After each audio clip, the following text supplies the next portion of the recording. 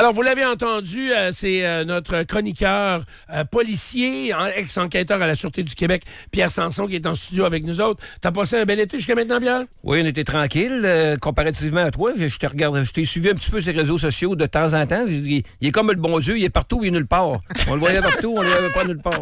Puis là, le matin, j'étais un peu intimidé. J'étais assis dans la salle du bon Dieu. Oui, oui. La première fois. Oui, on change de place. On a décidé de changer les meubles de place. Tu dis que bon, tu as eu un été tranquille.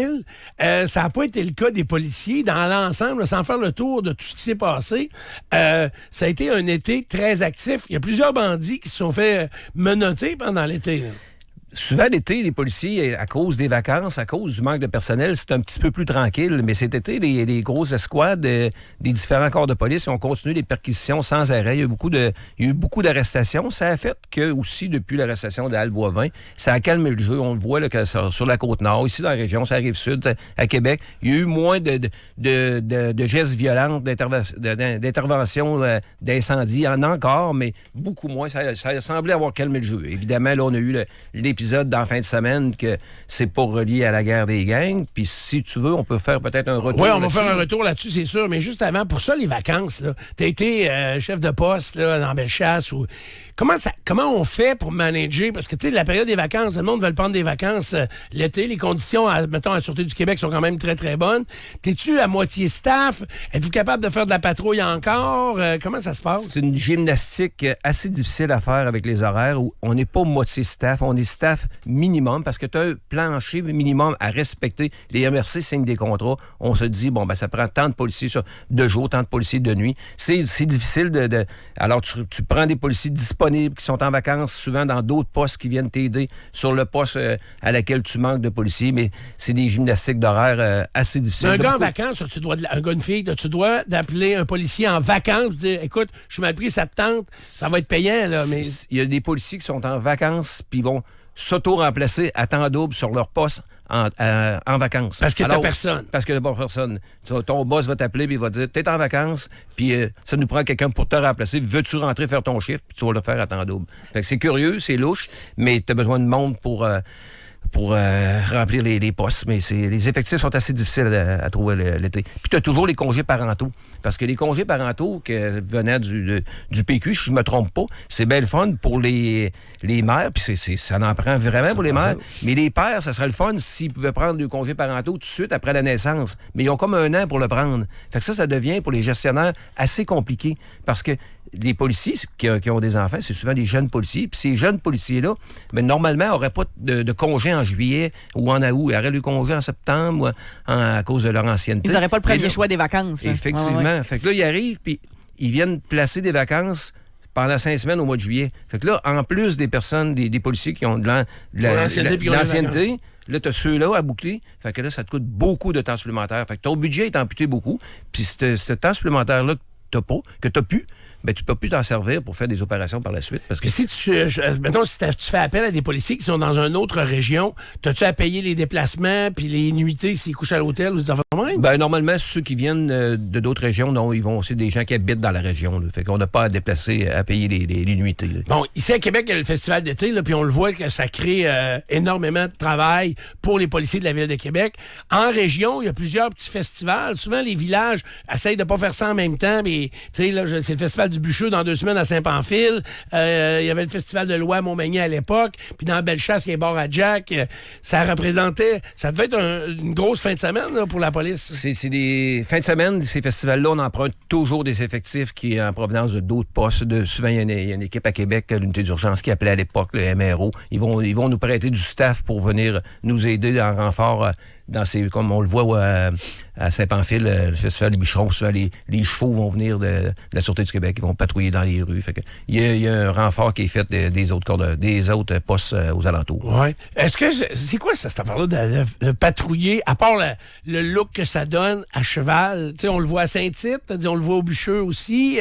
Je me souviens au Grand Prix à Montréal, sur l'île Notre-Dame, il y avait la Sûreté du Québec qui était là à cheval. Outre l'image, ça a-tu vraiment une certaine utilité? Personnellement, non. Outre l'image, non. Ah, okay. En contrôle de foule, à Montréal, ça peut avoir une certaine... Parce que c'était intimidant, un cheval, tu sais. C'est ça. Mais sais, les chevaux à la Sûreté du Québec sont, je crois que l'écurie est en Mauricie. Tout déplacer ça, faire venir ça. On l'avait vu, entre autres, il avait fait des recherches dans le dossier des petites Carpentiers, dans le Binière. Ouais. Bon, ben les chevaux, faut qu'ils arrêtent au bout d'une heure. Ils peuvent pas aller partout dans le bois. Faut qu'ils fassent attention. Pas syndiqués eux autres aussi, Pierre? Non, mais tu sais, faut qu'ils se reposent, faut qu'ils boivent, puis c'est bien correct, là. Mais tandis que si t'as un policier à VTT qui arrive là, qui débarque ça sur du trailer, c'est beaucoup plus facile. Il n'y a, puis beaucoup plus rentable. y a pas des avantages dans la gestion de foule avec les chevaux, me semble? Ouais, parce que c'est intimidant, ça prend de la place, mais là, la Sûreté du Québec, la gestion de foule, ils en font pas, là. Non, tu sais, t'en as, ils viennent à Saint-Tite, là, puis encore là, ils font pas de gestion de foule avec à Saint-Tite, là. C'est vraiment plus pour le spectacle. Pour le look. Pourquoi, là, ça m'a flashé quand il a parlé de ça, là? Je reviens sur mon show d'Avon Chevenfold pendant que lui, il allait voir France Castel, là. C'était un lundi soir. René Martel, un peu de René respect. Martel. Il mêlé comme un jeu de cartes, matin. C'était un lundi soir et moi, j'étais sur le cul de voir qu'à 5 heures, 3/4 des 20 000 personnes étaient arrivées et c'est 4 policiers de New York à cheval qui faisaient tasser les gens, mais c'était tellement gros. Moi, j'étais assis sur un petit banc de parc, puis je finissais mon verre, puis là, les autres, ils faisaient tasser, parce que le monde, il y avait comme, je sais pas pourquoi c'était la folie pour rentrer puis se pousser dans la porte, puis c'est les policiers à cheval qui faisaient comme la foule, ils disaient, non, vous pouvez pas aller de ce côté-là de l'aréna, il faut Admission rester générale, là. Steph, probablement. C'est pour les gens qui n'ont pas de banc signé puis qui veulent être Sur le parterre, là, ça présume que courait, c'est là. Hey, mais c'était quasiment toute l'aréna. C'était impressionnant comment... Hey, la file à la merge, c'était ça qui... C'est le monde, il faisait... Hey, c'était... Le show allait commencer, il y avait encore du monde qui faisait la file pour acheter des T-shirts, puis il était rentré 2 bandes avant, là. Fait que c'était assez exceptionnel. Bon, Pierre, tu l'as dit, on va revenir sur cet événement tragique duquel on n'a pas eu de nouvelles encore. Il n'y a rien qui a transpiré de cet accident-là, donc qui est arrivé sur le pont La Porte vendredi soir. Moi, ce qui n'a pas sorti à date, puis les médias n'ont pas discuté, puis ce que je trouve un petit peu ordinaire, j'ai trouvé la sortie d'Éric Duhem quand même appropriée, que ça prend un 3e lien. Là. Je pense que beaucoup, on est d'accord là-dessus. Là. Je respecte ceux qui ne le sont pas. Mais je trouve que les autorités de la Sûreté du Québec, les autorités policières, puis même, je pense que ça devient peut-être un devoir de politicien, le pont Pierre-Laporte, un vendredi soir à 12h30, fermé jusqu'au lendemain matin, jusqu'à 11h, pour faire une scène d'une collision avec blessés, parce qu'on ne parle pas de collision mortelle là-dedans, pour l'instant, heureusement. Et puis, l'accusé là-dedans, qui aurait pu être accusé, est décédé. Alors, tous les croquis, toute la scène va s'en aller pratiquement dans la filière 13. Fait là, tu fermes le pont, 12 heures de temps. Parce que qui peut demander à avoir accès aux détails, mettons, de l'enquête? Est-ce qu'il y a une question d'assurance? Il y a des blessés et... Non. Un gestionnaire, un grand gestionnaire aurait pu dire aux reconstitutionnalistes, écoutez, je vous donne 3 heures, là, entre minuit et demi puis 3h30 du matin, là, faites votre job, prenez des photos, après ça, vous ferez des croquis à partir de vos photos, un drone ou peu importe ce que vous avez fait, mais il faut ouvrir le pont. Parce que quand tu fermes le pont, pendant X nombre d'heures, il y a toujours des dommages collatéraux. On l'avait vu en 2006, le podcast qu'on avait fait ensemble, le monsieur qui était monté sur le pont qu'on avait négocié, puis il y avait eu une dame qui était prise dans le trafic, elle avait fait demi-tour, elle avait fait une collision mortelle. Il y avait un chirurgien qui s'en allait opérer au CHUL à Sainte-Foy. Ça avait créé toute une polémique là-dedans. Tu sais, il y a des dommages collatéraux, évidemment, pour tout le monde qui sont pris là-dedans. Fait que aujourd'hui, en 2026... Même affaire avec le corps qui est resté trop longtemps. Je vais en venir. Okay. Mais même le pont fermé pendant 3 heures, ils ont tout fait pour que plus personne soit capable de monter sur le pont à la porte pour se jeter en bas. Ils ont mis des clôtures de sécurité, etc., pour éviter la fermeture de pont. Étant donné notre problématique à Québec avec juste 2 ponts, il ne faut pas que le pont à la porte ferme 3 heures. Mais on ne ferait pas ça à New York, là, fermer un pont pendant 12 heures de temps. Là, ça n'arrivera pas. Ça n'arrivera pas. Là. Si ça avait été une scène de crime, c'est-à-dire, mettons, le jeune Samaritain qui s'est fait tirer dessus, là, mettons, il était décédé, est-ce que ça aurait changé ta vision de la patente? Tu es capable de faire ça plus vite que ça. Ouais. Surtout que l'accusé est mort. Oui, je comprends. Est mort, il n'y aura pas de procès. Ouais. Mais il est mort le lendemain, tu sais. Ça a été long avant qu'il décède. C'est parce que la scène, 5 heures du matin, il est décédé. Puis là, la scène a quand même duré jusqu'à fin d'avant-midi à peu près. Là. Bon, pour revenir à la deuxième scène, sur Guillaume Couture au coin de la route L'Allemand, où justement la victime est décédée, le fuyard, en fin d'après-midi, il est décédé autour de 5h, 5h30 du matin, puis le corps, puis la scène a été levée vers 20h le soir. Le corps est encore dans le véhicule à 19h, 19h30 le soir. C'est plus que 12 heures après. Qu'est-ce que ça fait là encore? Là? Tu peux pas regarder une scène aussi longtemps, en plein après-midi, un samedi, où beaucoup de monde allait au casse-croûte à l'Allemand chercher une frite. Puis c'est pas tout le monde qui est capable...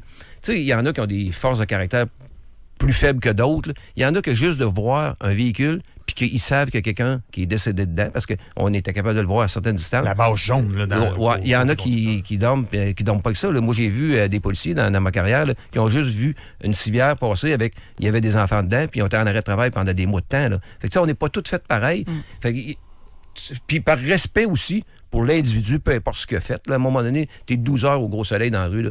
Si c'est d'extirper le corps qui est difficile, là, prends l'auto, puis moi, je l'ai déjà vu, là, j'étais jeune patrouilleur, on avait remorqué le véhicule avec le corps dedans, on l'avait emmené au garage, puis les policiers avaient fait le travail. J'ai vu ça, moi aussi. Chez Lagrange, à la Quai-de-Chemin, là, et le garage Lagrange en bas de la côte, là, il emmenait les accidents. Il y avait des face-à-face, tu ne pouvais pas sortir le monde dedans. Là. Fait qu'il abriait le char, il le transportait comme ça, puis quand il l'enfermait dans le garage, là, il s'organisait pour...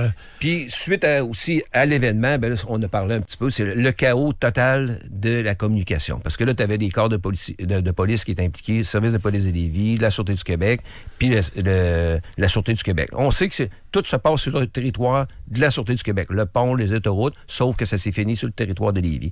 Mais ils n'ont pas de moyen de communiquer ensemble, outre leur cellulaire personnel. C'est sûr que chaque chef d'équipe d'un poste de la Sûreté du Québec a le numéro de cellulaire du chef d'équipe de la police de Québec, du poste de Lévis. Ils ont ça dans un livre, mais c'est pas si évident que ça. Souvent, c'est pas qui travaille ce soir-là? Ouais, normalement, c'est le même téléphone tout le temps en service, mais la communication est quand même difficile. Là, tu as une personne qui est capable de se parler, mais tu as peut-être 12-15 chars qui travaillent.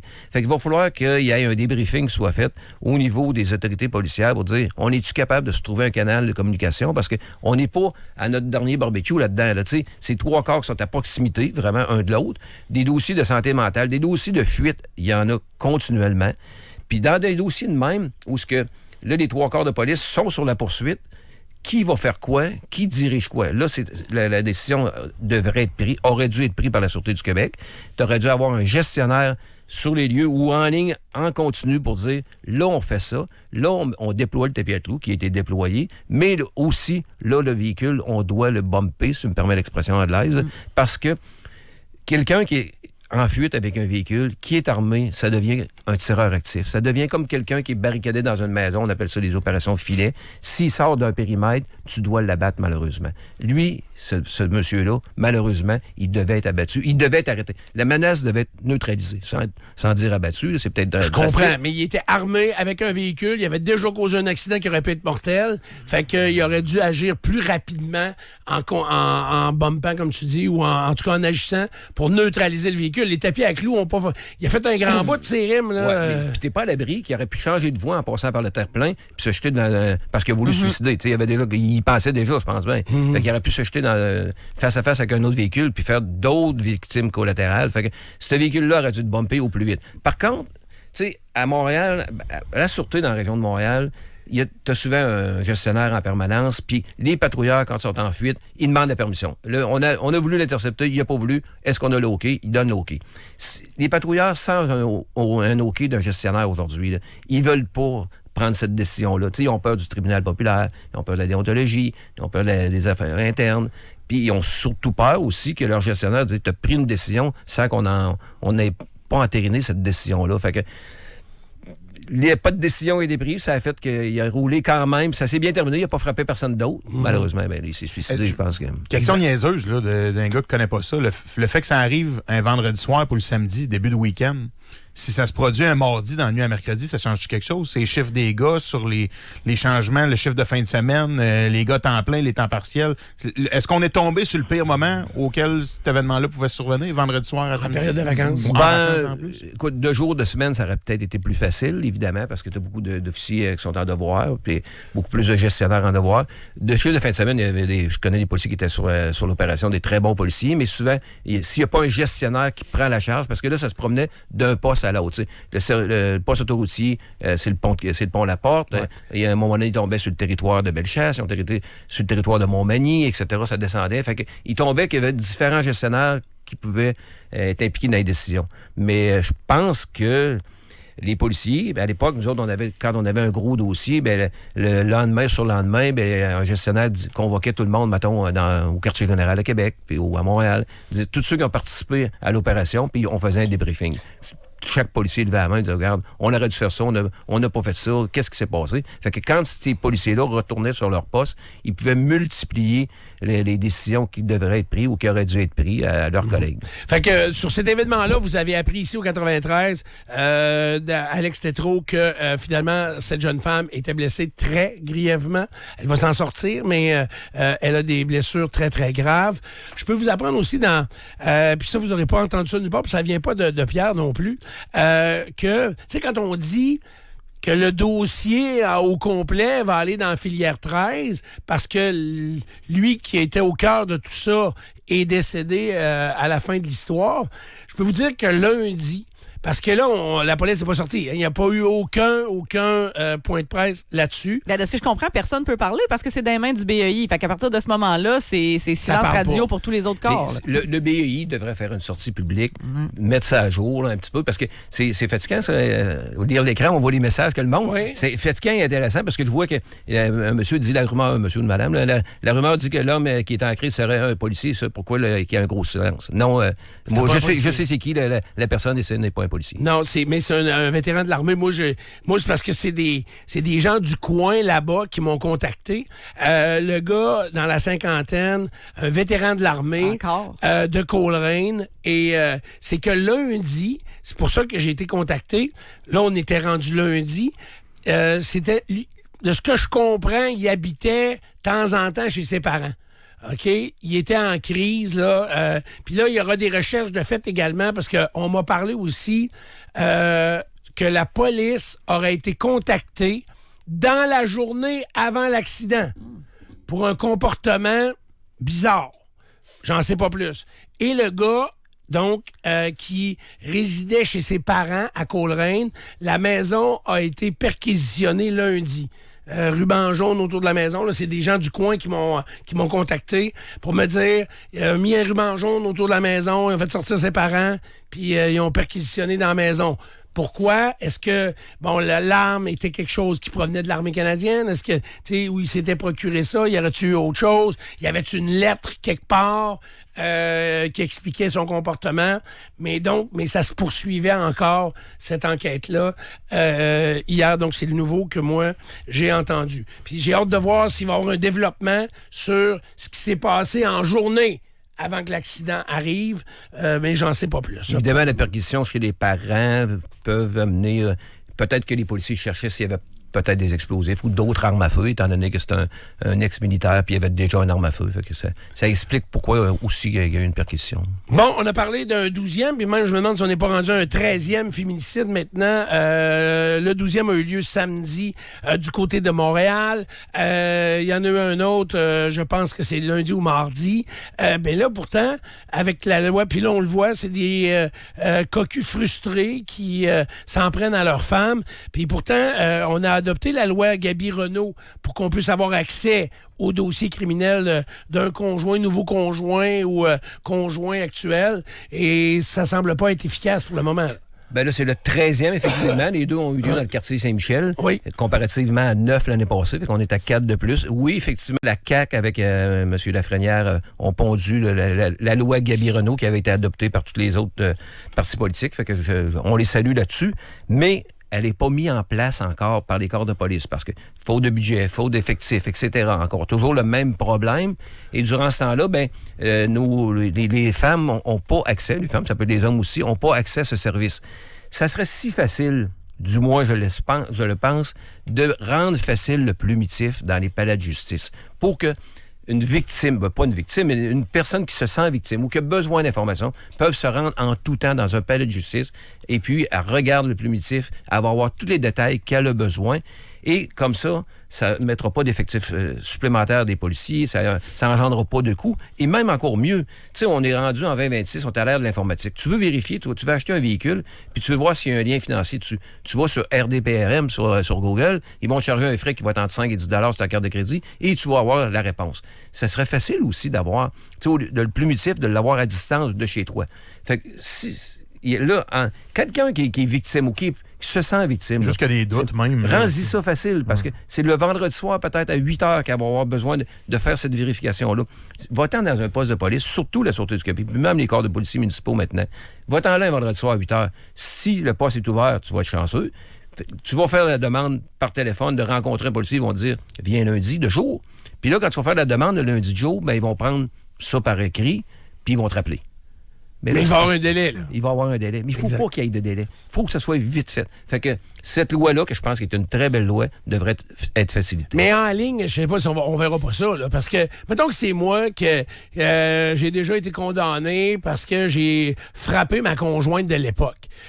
Là, j'ai été condamné, j'ai un dossier criminel, j'ai fait ma peine, j'ai subi ma peine, mais ça traîne encore sur Internet. Est-ce que c'est acceptable ou pas? C'est ça que je me demande. Là, ce qui est dans le plumitif est public. Qui fait juste mais mettre primitif, tu sais, même moi, j'ai de la misère à m'y retrouver. C'est compliqué. C'est ça le point. C'est que à la limite, ça aurait pu être un investissement pour refaire ce système-là, refonter un peu ce système-là pour qu'il soit le fun et le fun.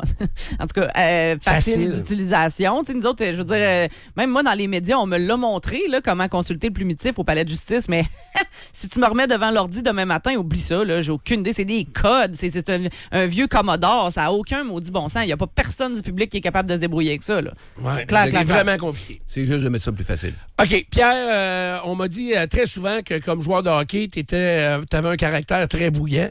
Et on m'a dit ça. On m'a dit ça.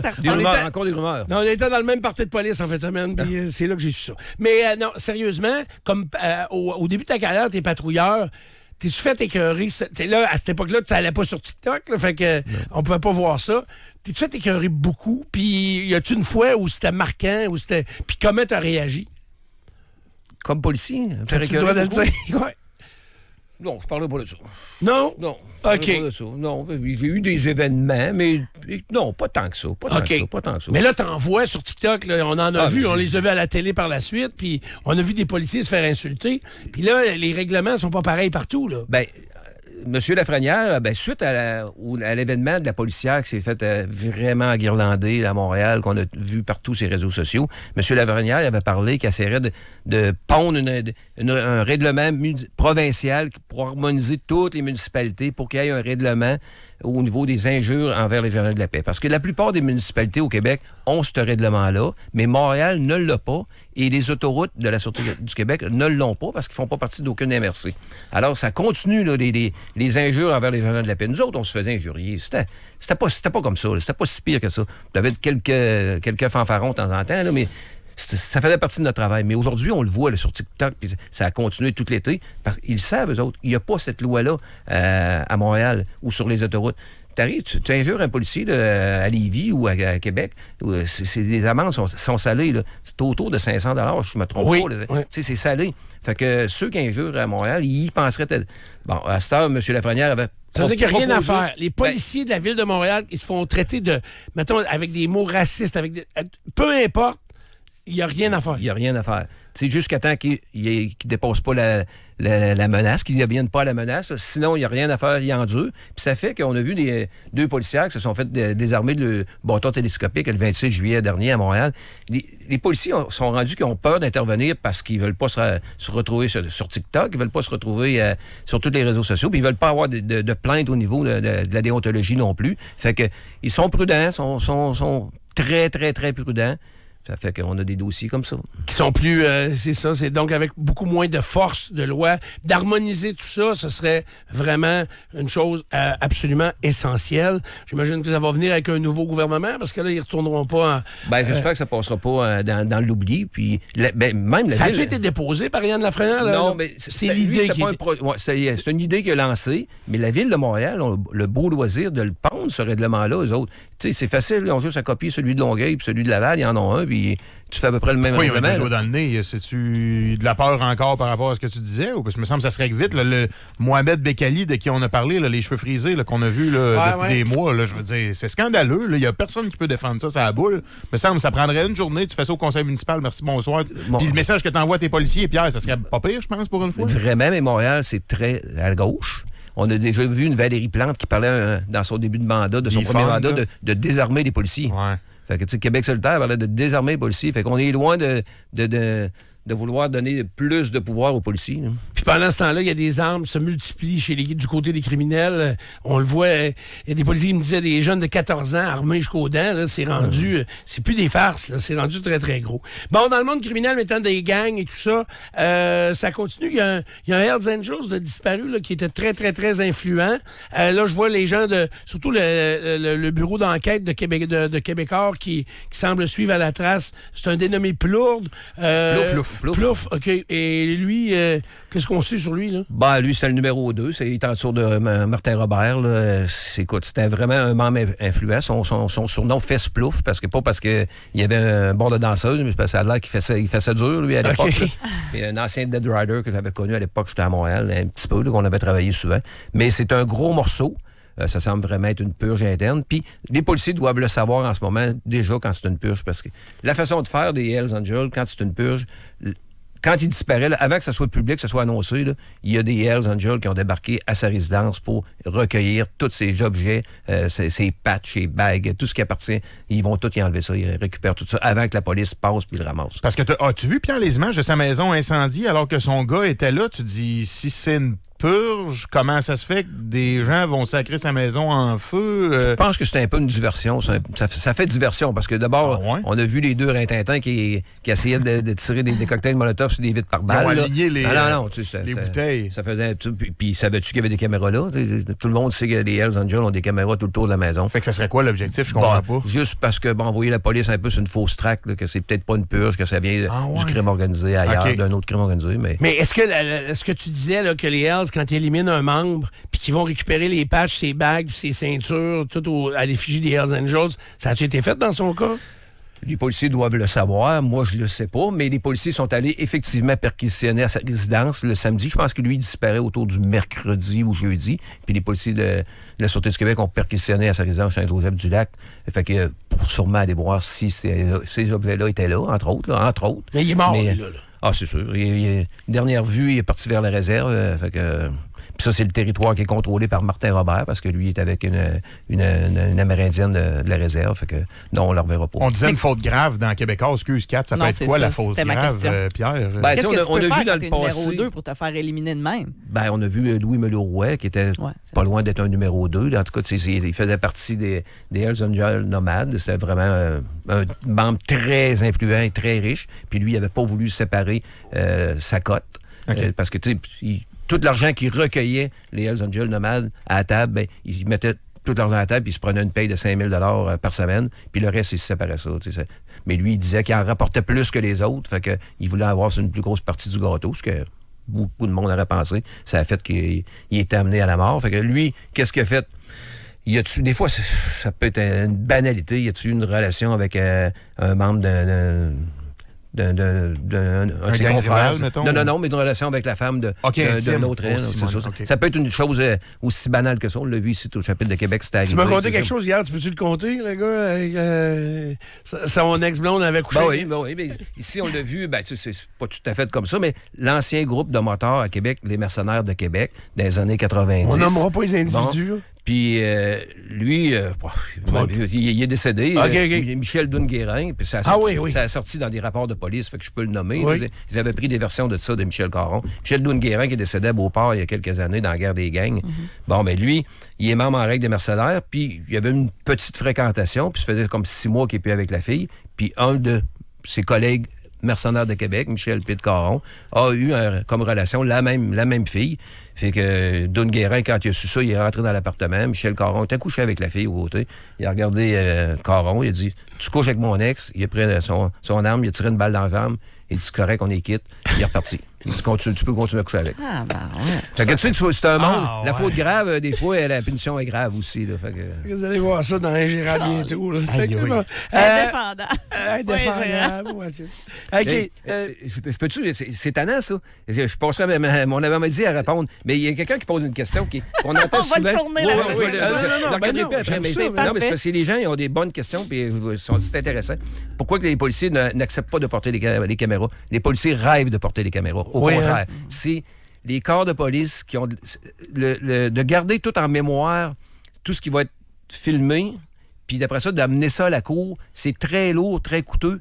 Puis la cour, c'est difficile. C'est d'essayer de trouver la façon de faire qui va être de garder toutes ces données-là mais ils le font aux stockées. États-Unis. Ils le font aux États-Unis. Je ne sais pas de quelle façon. Ils devraient essayer de copier, mais c'est toute une question de coût. Mais les policiers rêvent à ce moment-là. OK. Vraiment. Est-ce que vous avez des dashcams? Aujourd'hui, là, je ne sais pas. Là, Il y a des projets pilotes. Il y a- Puis, OK. je pense que Saint-Hyacinthe, il y a 2 places qui ont des projets pilotes, mais les policiers rêvent à ce moment-là. Très bon. Lévis, même Québec, à cette heure, les corps de police, à partir du moment où tu arrives, mettons, tu arrêtes quelqu'un pour une capacité affaiblie, bien, aussitôt que tu rentres dans la cour du poste, il y a des caméras partout. Fait que, ils voient, si tu as été écrit dans ton rapport qu'il y avait une démarche sanglante, ben la caméra, là, tout ce qu'elle a filmé, elle va être divulguée à la cour. Fait que ça vient appuyer les rapports des policiers. Mais les policiers ont hâte de ce moment-là. C'est ça, parce qu'ils respectent les règles. Puis, tu sais, c'est pas pour Puis, se cacher. Là. Puis je vais te dire quoi, ça va aider encore plus les policiers à respecter les règles. Parce que s'il y en a un qui avait envie d'être pas fin, ben il sait qu'il va être... La gang de Tarlat à Montréal là, qui arrachait des dreads, là, s'il y avait eu des caméras sur l'épaule, m'a dit de quoi il aurait arrêté assez vite. Là, c'est niaiseux. Là, on va attendre qu'il soit coupable, on va attendre de voir la vraie histoire, mais effectivement... il est présumé niaiseux. Il est dans présumé ça. niaiseux, c'est ça, ben, Ouais. effectivement. Bon, Al Boivin, là, lui, ça a donné un coup de main sur son arrestation. Puis là, il y en a eu d'autres aussi là, à travers ça. Ben là, avec Al Boivin arrêté, Picturman arrêté, Mathieu Pelletier arrêté, Banane Auger condamné, on se rend compte que c'est beaucoup plus tranquille. Mais ils vendent de la j'espère- drogue encore. Ah, Ça ben doit pas, ça arrête ils pas. vont Là. tout le temps s'en vendre. Les Hells Angels, je pense, sont en train de reprendre le contrôle solide. Mais oui, ils vont tout le temps s'en vendre. Ils ont permis d'en vendre. Fait que Tu penses que les gangs là, qui utilisaient beaucoup les jeunes, sont beaucoup moins présents pour l'instant? sont beaucoup moins présents. La façon de faire, c'est peut-être que les Hells Angels vont copier ce que les gangs faisaient en utilisant des jeunes, mais ça s'avère beaucoup plus tranquille. Là. On verra à l'automne, là, mais cet été, ça a été... Bon, puis là, je sais que tu es très intéressé par la politique, puis une candidature, ça t'intéresse pas, mais là, tu vas-tu aller voter au moins? Puis tu vas voter pour qui? Écoute, tout ce que je sais, on dirait qu'il n'y a pas de bon et des pires que d'autres. Ouais. Tu sais, il n'y a pas personne qui me rejoint. La seule affaire que je sais, c'est que je ne suis pas séparatiste. C'est bon, tu sais, je veux pas. Fait que je viens d'éliminer deux partis. J'ai été bien déçu par la CAQ, que j'étais vraiment vendu à la CAQ. Bon, je vais écouter leur campagne électorale, mais tu sais, c'était un peu décevant ce qu'on nous présente. Tu sais, j'écoute, si on se sépare, là, je n'entends pas les médias parler de ça. Tu sais, nous autres, le Canada, on fait partie de l'OTAN puis l'ONU. Puis pour faire ça vite, là, l'OTAN puis l'ONU, là, tu sais, surtout le commun des mortels qui nous écoutent, qui ne suivent pas la politique, l'OTAN, là, c'est eux autres que si on se fait attaquer, ils vont venir nous défendre. Mais là, en se séparant du Québec, là, on ne fait plus partie de l'OTAN ni de l'ONU. Ça veut dire que demain matin, là, une espèce de hurlu-berlu, comme il y a l'autre bord, là, il décide de débarquer puis il dit « Vous n'êtes pas ma 51e État, vous êtes Jackman au Nord. » On s'appelle Jackman au Nord. Il n'y a pas personne qui va venir nous défendre. Fait que c'est important de faire partie de l'OTAN et de l'ONU. Fait que séparer complètement contre ça en ce moment. On n'en est pas là. Tu sais, dans le temps de René Lévesque qui arrivait avec un Jacques Parizeau qui avait été suivre un cours en économie en Allemagne. Tu sais, il y avait des gros noms avec lui. Là, on ne voit pas de gros noms, rien. C'est inquiétant. Puis d'ailleurs, M. Plamondon l'a dit, c'est pas le temps avec Trump qui est là présentement. Puis le Parti républicain, là, moi, je pense que c'est l'institution psychiatrique, la seule institution psychiatrique qui est gérée par ces fous.